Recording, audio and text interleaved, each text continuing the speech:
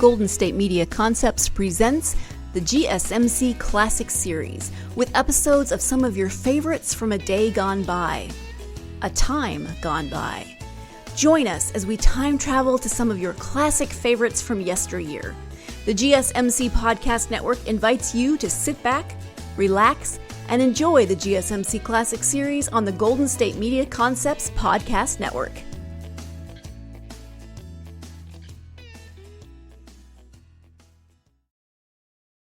The FBI in Peace and War, usually heard at this time throughout the year, is taking its summer vacation. The FBI in Peace and War will return to CBS 6 weeks from now, August 31st. Ladies and gentlemen, we take you now behind the scenes of a police headquarters in a great American city, where under the cold, glaring lights will pass before us the innocent, the vagrant, the thief, the murderer. We take you now to the lineup.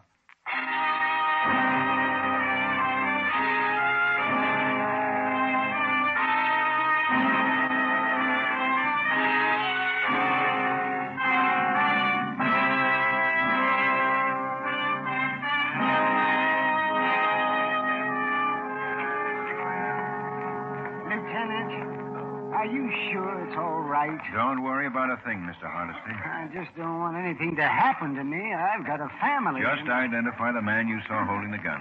We'll see that nothing happens to you. Now, sit down. Gangsters. I should never have taken that job as janitor there in the first place. A suite of offices. A nest for gangsters. You should have thought about that. May I have your attention, please? You people out there on the other side of the wire, may I have your attention, please? Thank you. My name is Grebb, Sergeant Matt Grebb. I'll explain the lineup to you. Each of the suspects you will see will be numbered. I'll call off a number, their name and charge. If you have any questions or identifications, please remember the number assigned to the prisoner as I call his name. At the end of the line, when I call for questions or identifications, call out the number. If you're sure or not too sure of the suspect, have him held. I don't like this, Lieutenant. I'm worried. The officers who took your name will assist you. They're seated among you. Please be prompt with your questions or identifications. When the prisoners leave here, they are sent to the bathroom and dressed back into their jail clothes. It makes it quite difficult to bring them back here after they leave. The questions I ask these suspects are merely to get a natural tone of voice, so do not pay too much attention to their answers, as they often lie. Bring on the line. This way, boys, right down the stage. You, the front man, walk to the end of it, take your place. The rest follow. Turn around and face front. Hands by your sides. Look straight ahead so the people out there can see you. Number 1, John Meston, vagrancy. Where do you live, John? House on 69th Street. I know that, but what number? Ain't no number. One with a flag and over now. All right. What were you doing when the officer arrested you? I was in the barrel. What were you doing in a barrel? Nothing, Lieutenant. When things get going bad, I find me a barrel and I sit in it until I feel better. Anything wrong with that? Number 2, Lee Dahlgren, carrying concealed weapons. Where do you live, Lee? Blue Point Hill, 1256 Park Boulevard. That's a pretty tony place, Lee. What were you doing on Skid Row with the Luger? Walking? Where'd you get the Luger? It's not mine, it's my wife's. Where'd she get it? I was going to ask her today where she got it. Number 3, Aram Kojaran, theft. Where do you live, Aram? Uratu, Armenia. Armenia. What are you doing here? Getting ready to go back to Uratu, Armenia. What were you doing when the officer arrested you? Practicing my profession like so I had in Uratu, Armenia. What's your profession, Aram? Pickpocket. Number 4, Eddie Gaynor, suspicion of murder. Where do you live? Wherever you led me. Number 4. Mr. Harris. Number 4. All right, Sergeant. Turn sideways, Eddie. Okay. This is sideways. Again, so your back is to the audience. Again, sideways. Front, Eddie. Is this man identified? How about it, Mr. Hardesty? Number 4.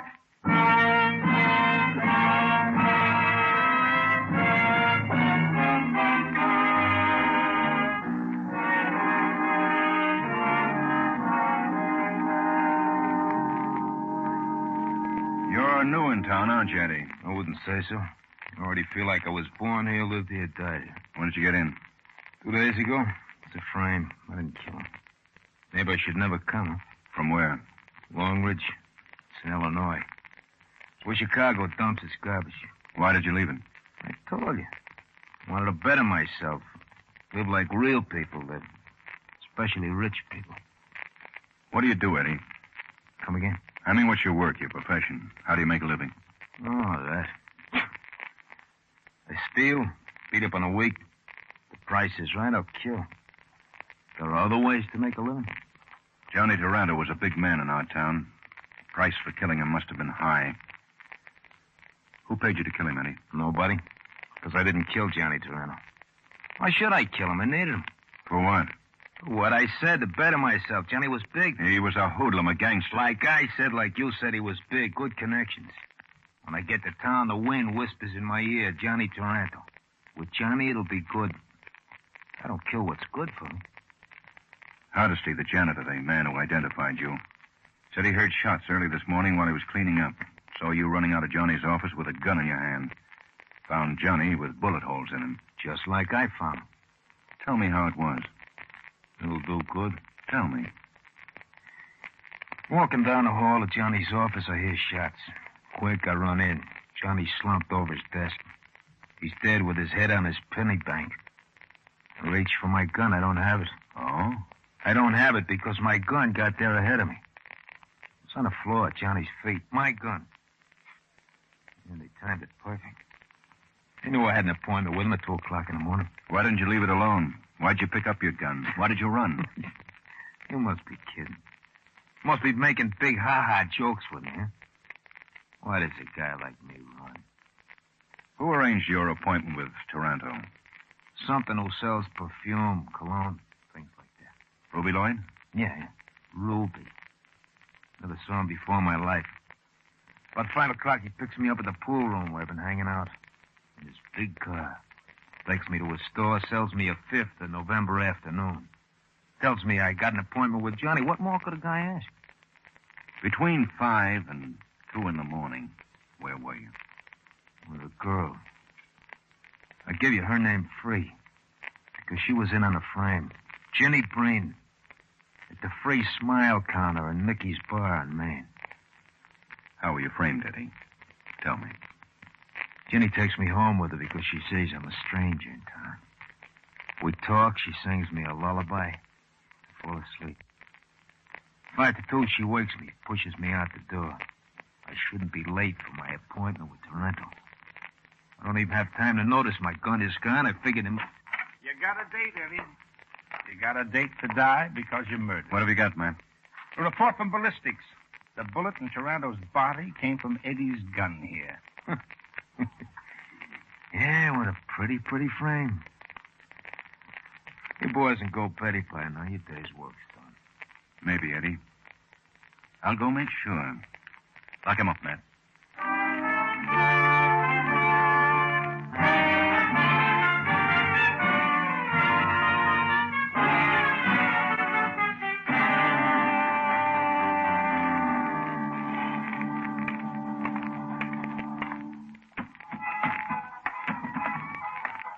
You drinking what, mister? Scotch, Johnny Walker.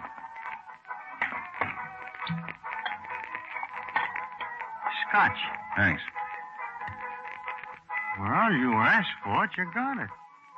Makes me nervous when a guy just stares at his scotch. Oh, lonesome, huh? A scotch stare with a burden, huh? We provide, mister. Yeah. Friend told me. You see, a friend told you. Our hostesses bring a smile, mister. What'd your friend tell you? Jenny. He told you good. Jenny. Hey, Jenny. A friend told this lonesome man there was a girl, Jenny, here. Hello. He poured that drink for you, Jenny. Uh-huh. Well-tried keg. Enjoy each other. Yell loud and clear when you want more. I said hello. Yeah, I know. I'm trying to think of a clever answer. Forget it. I was just thinking, Forget Jenny. that, too. Still a young evening. Give me a nickel, huh? All right. Yeah.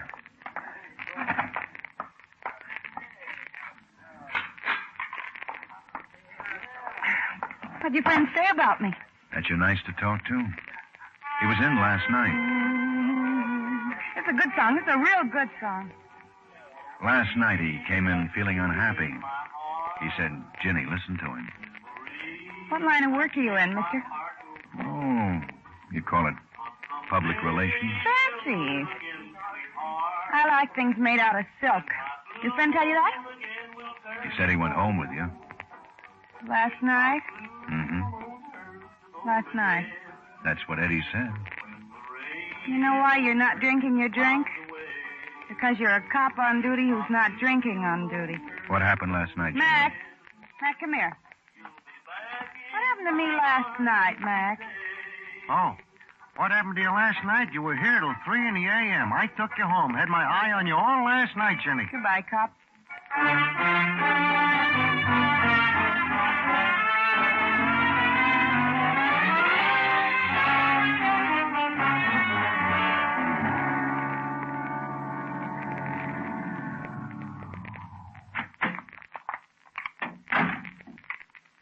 And Ben, hey, just in time. I was just going to close up. Hi, Ruby.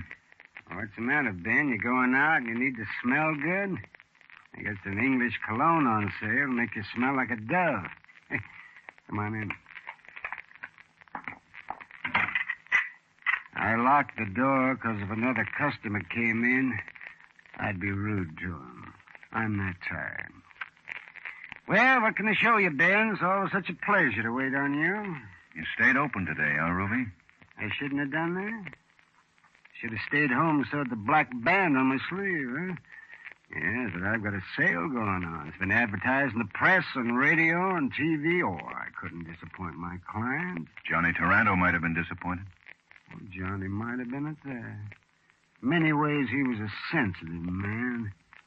You know, Ben, I've been so engrossed in this sale, I didn't even think of it in that way. Oh, forgive me, Johnny. That's all Johnny's death means to companion, his number one errand boy. Well, at the funeral, I'll be his number one mourner. Oh, why'd you pry into my emotions, Ben? Where were you last night, Ruby? Around 2 o'clock, say. Well, with my wife at home. I couldn't sleep, so my wife played hearts with me. You can check that with her maid. She let us use her cards. I don't keep a pack in the house, you know. With Johnny Taranto dead, the syndicate could crown you king in this town, couldn't it, Ruby? Oh, it could, but I gave up all that years ago, as everyone knew, even Johnny. And you know, in my heart, I hate perfume. What did you promise Eddie for the job? Eddie Gaynor? Well, you think I hired him to kill Johnny? It could work out good for you that way. You get rid of Johnny, frame the kid, retire from toilet water. Oh, if I weren't so exhausted, Ben, I'd be angry with you. Well, look, it was like this. Word comes to me a kid from out of town wants to contact Johnny. I'm a friend to man, so I arrange a meeting. How do I know the kid is unstable and will throw bullets like stones into Johnny's face? Oh, here, I'll let you out there. I'll manage. Don't take your wife away for a vacation, Ruby. We'd miss you both.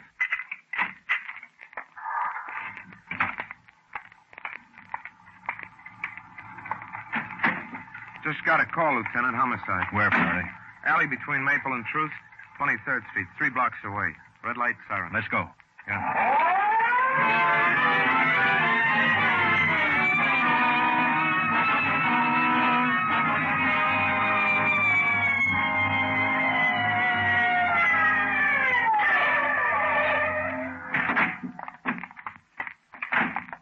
I guess down here, Lieutenant. Yeah, there. I should have figured it. No purse. Might make identification a little tough. No, I know who she is. Huh? A girl who liked hillbilly music. In the bar? Yeah. Call them all, Faraday. Tell them to come to an alley and pick up Ginny Breen.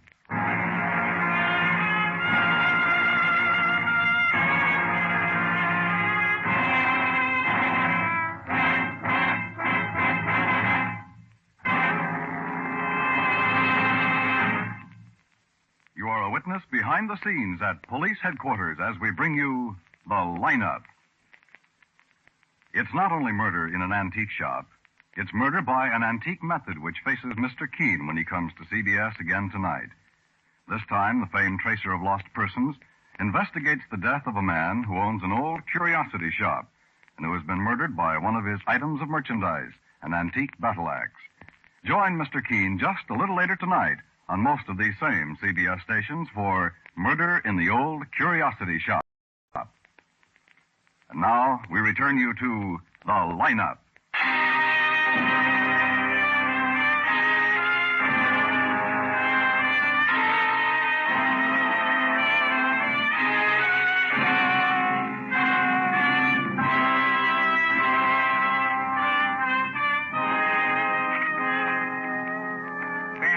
Yeah, Matt, come in. Going home? I guess. I don't know. Well, let me know. I want to lift. 2 in the morning's long enough to work. I need the bed. Me too. What's worrying you, Ben? A gang killing? You've been through it before. Sometimes we come up with a killer, sometimes no.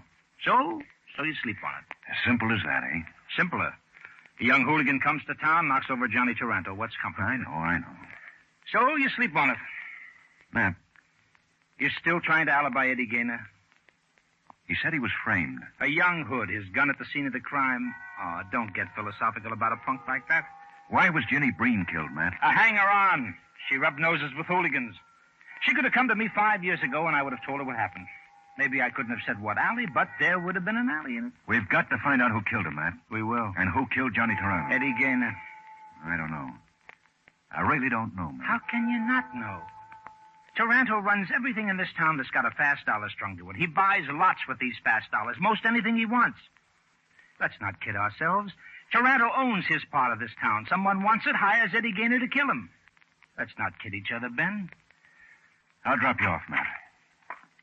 Such late hours, you boys keep. What's on your mind, Tobin? What's on my mind, he says. What's on a lawyer's mind at a time like this? In a place like this? With boys like you? Stop jingling those coins, Tobin. All right.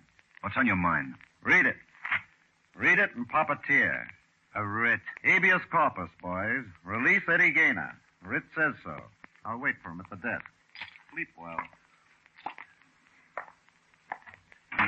What stupid... I'll go on with your education, Ben. Eddie Gaynor's just been sprung. People with connections. Don't say it. Come on, I'll take you home.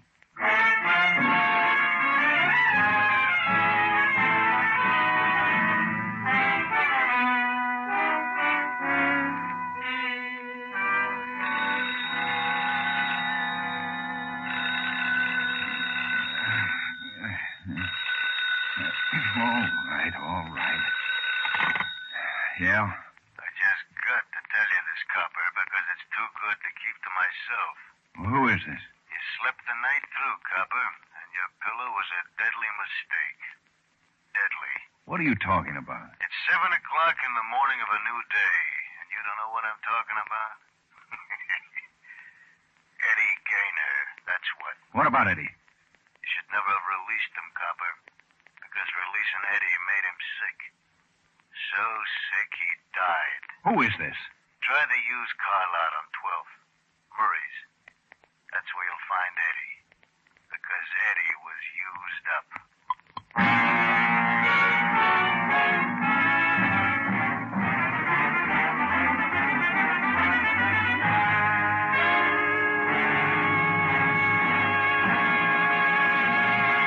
You know, I'm glad you came for him.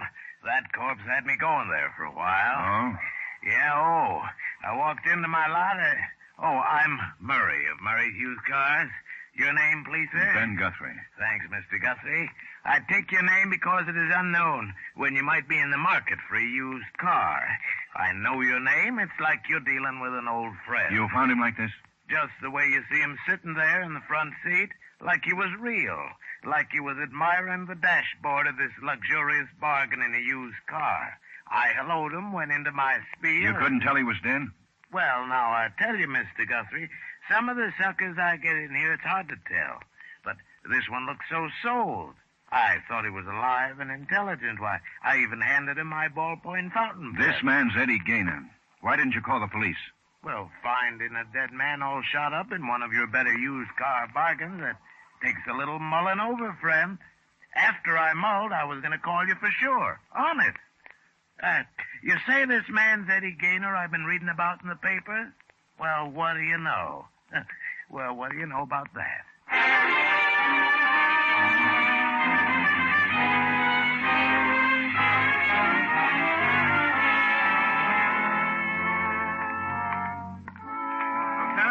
Lieutenant Guthrie. Yes, what is it, Faraday? That lawyer, Tobin. We still haven't been able to find him. Still can't understand why he should take off like he did. Lose himself. A client of his was found murdered in a used car lot. Maybe Tobin was ashamed, or maybe he heard we'd want to question him. Yeah, but a big criminal lawyer like that? Maybe something will come up. Keep looking. I've got to make this lineup. Yes, sir. And what did you say to the officer, Lee? I didn't know he was an officer. What'd you say to him? Just, did he want to see the sights of the city, tour of the spot, have a good time? You know. Number 26, Mooney Roger, purse snatching. Where do you live, Mooney? I believe that's the man, Sergeant. I believe that's the man, Sergeant. Yes, I'm sure of it. Sergeant Grebb. Yes, Lieutenant. Send that man to my office for interrogation. The woman, too. Right.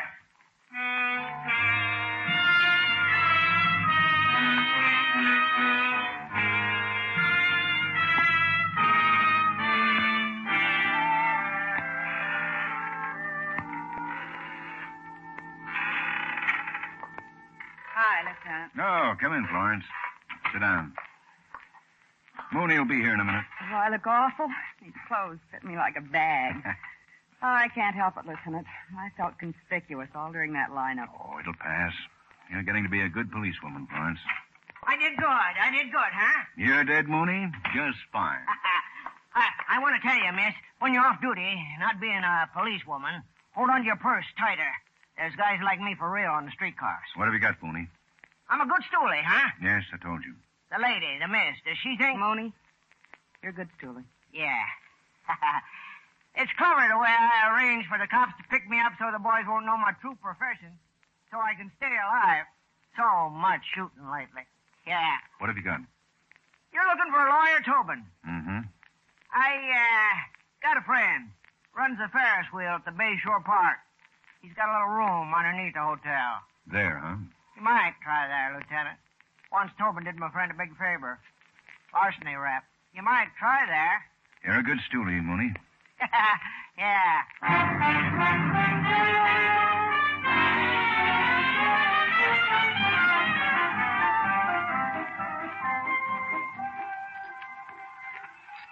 You're not a welcome sight to me, boys. You won't mind my saying it right to your faces. Oh, Tobin, that hurts. Haven't we always cooperated with you? You walk in jingling coins, you ask us to release a boy. We release him just because you ask us. You have to be glad to see it. Sure, Tobin. We made it so easy for Eddie Gaynor to get killed, we thought you'd want to thank us. That's why we looked you up. I had nothing to do with killing that boy. Absolutely nothing. Quite the reverse. Reverse? That means you were trying to save his life. Is that what it means, Tobin? Well, answer me. It must mean something else, huh, Ben? You're wasting your time, boys. I studied the law real hard. That's why I know about things like this. How policemen can waste time. Where did it get you, studying hard? You've got a mansion, a 3-car garage, servants to feed you, press your pants, and you end up under a Ferris wheel. Maybe it's this, Matt. Maybe it's just that he likes to hide under a Ferris wheel. Other people ride, he hides. It's just like you say, boy. But there's one thing we don't understand, Tobin. Why do you like to hide? If you're all clear like you say, what's the need?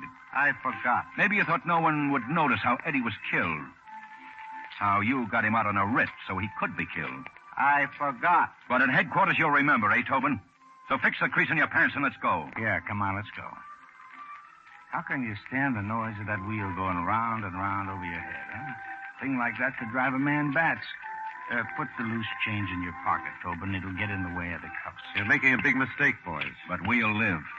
People like you make a mistake and you die. That's the difference between us. There's one other thing we don't understand, Tobin. Eddie Gaynor was almost sure to be executed. Why did the syndicate have him released? Wouldn't it have been cheaper to let the state kill Eddie for him? The cuffs too tight, Tobin? I'll make a deal with you, boys. You know better. No deal. I'll offer it anyway. You can consider it. There's no law says you can't consider it. So? You said a man like me makes a mistake, he gets killed. You were so right, you don't know. Riddles, Tobin? All I want for what I give you is protection. You've got to promise you'll do your best to keep me from getting murdered. What have you got to give? I was Johnny Taranto's friend. I tried to make something up to him. I didn't want him dead. Who did? There's the promise. All right, kind heart, I'll tell you anyway. Eddie Gaynor was framed because someone wanted Johnny dead. Johnny was killed, and Eddie was the perfect pigeon. It was my own idea to get Eddie released. I thought Johnny would like that, for me to use this someone's pigeon to avenge Johnny's death. This someone killed Johnny. Who? Ruby Lloyd. And the girl? Ruby Lloyd. And Eddie? Ruby Lloyd. He'd kill me, too, if he could find me. Prove it to us, Tobin. How? We'll get you to the phone. You'll call Ruby. Tell him he doesn't have to look for you anymore. You'll be at Taranto's office in an hour. You don't believe me, huh? You'll protect me? If we have to. You'll have to.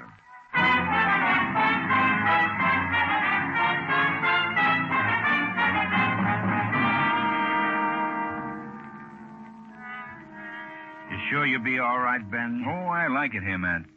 I like Taranto's swivel chair. No squeaks. Air foam. It's got a rich feel about it. How do you open a penny bank? Taranto's penny bank. How do you... Oh, no, never mind. I got it. I don't get it. I thought I was going to be... The pigeon? Look, Ben, what do you want to be, a hero? Ruby Lloyd expects to meet Tobin here, doesn't he? I just want to surprise him. I didn't realize that you Take boys... him out of here, Matt. Hold him on a... Well, he'll tell you what you hold him on. An open charge will make it. Take me away, officer. You sure, Ben? On your way out, turn out the lights. All right. See you, Ben.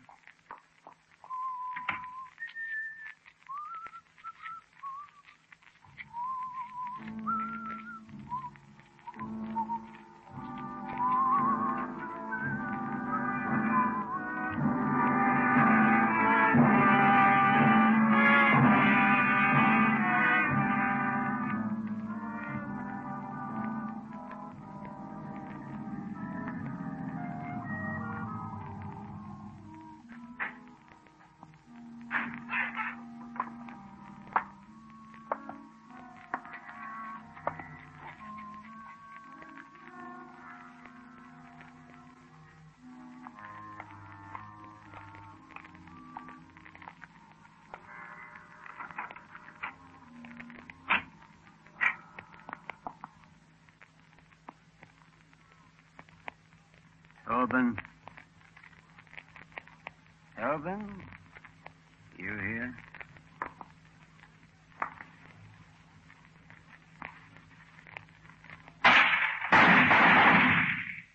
Did I scare the pennies out of your hand, Tobin? Did I hurt you bad? I only want to kill you. That's for getting Eddie Gaynor released. That's for getting away the first time. And that's to make sure you don't get away again. Drop it, Ruby. Yeah, huh? Drop it. You're covered. Prove it to me. I've got you covered, Ruby. Behind you. If you don't believe, look over your shoulder. All right. 3 murders. But then you can only die once. Now, Ruby, let's go.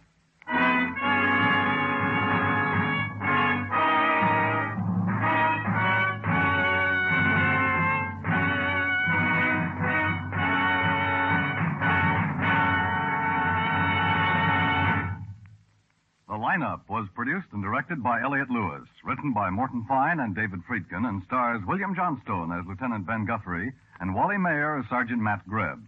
Music was composed and conducted by Eddie Dunstetter. Featured in tonight's cast were Virginia Gregg, Howard McNear, Junius Matthews, Edgar Barrier, Anthony Barrett, Paul Freese, and Clayton Post.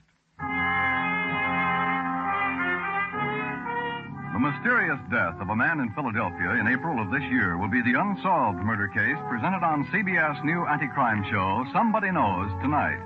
And after the facts are presented, $5,000 reward will be offered again for clues you may have leading to arrest and conviction of the killer.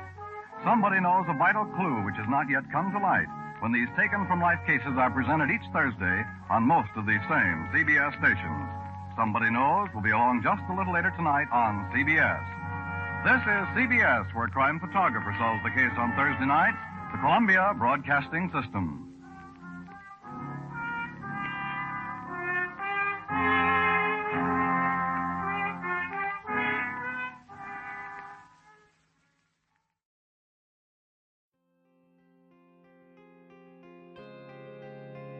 You've been listening to the GSMC Classics series, part of the Golden State Media Concepts Podcast Network.